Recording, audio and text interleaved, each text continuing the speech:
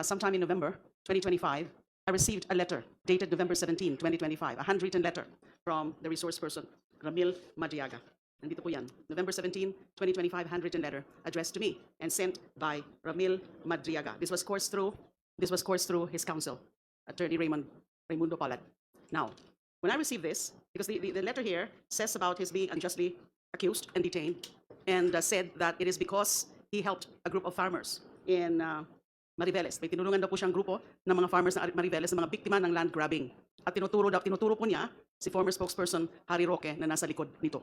At sabi niya, kahit yung una niyang kaso ng kidnapping, kasi dati na po siyang kinasuhan in 1997 ng kidnapping, ay na-convict siya sa trial court pero na-acquit siya sa Supreme Court on appeal or on review. So nagpahumihingi po siya ng tulong sa akin dito sa sulat na ito, which is handwritten. Sinabi rin po sa akin ni Attorney Palad na nung time na yon, I think it was later part of November or a few days after November 17, I don't exactly remember the time or the exact day, ay meron daw pong gagawin o ginagawa na sworn affidavit si Mr. Madriaga tungkol sa mga nalalaman niya tungkol kay VP Sara and also sa pamilya ng Duterte.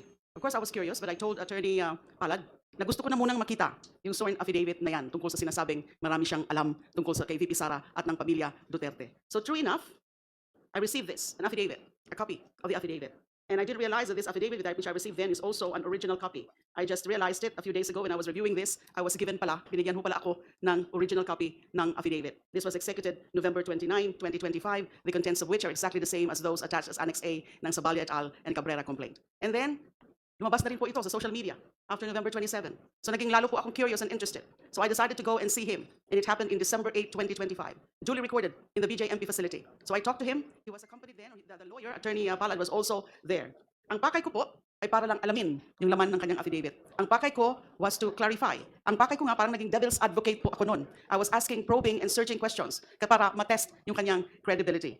Now, wala po akong dinagdag sa affidavit na to. Wala po akong binago sa affidavit na to. Wala po akong dinikta kay Mr. Madriaga tungkol sa affidavit na to. Ang ginawa ko lang po, nung December 8, tandang-tanda ko po kasi holiday po yan, Immaculate Conception. For 2 hours, I was there at the BJMP facility. As I said, duly recorded, merong CCTV. So that's all that I did. And that was the singular visit that I made to Mr. Madriaga. Hindi na po nasundan yan. So that was the first and last visit that I made to Mr. Madriaga on account of this affidavit.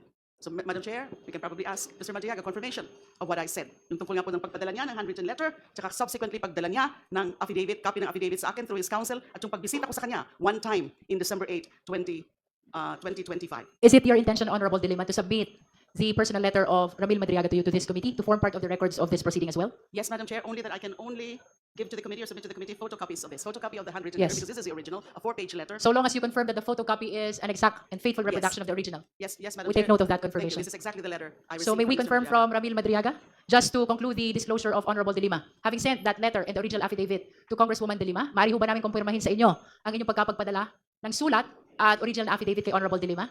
Mr. Madriaga? Magandang tanghali po, Madam Chair, sa lahat. Opo, Madam Chair, kino-confirm ko po. Thank you, thank you.